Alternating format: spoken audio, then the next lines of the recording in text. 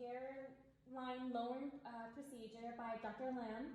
At first, upon arrival, I was really scared. I mean, I had a huge meltdown for a couple of days because it was a big surgery. Never had any major surgery in my life.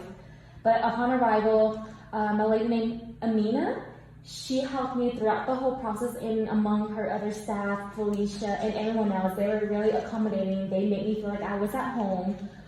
They walked me through every single procedure there was.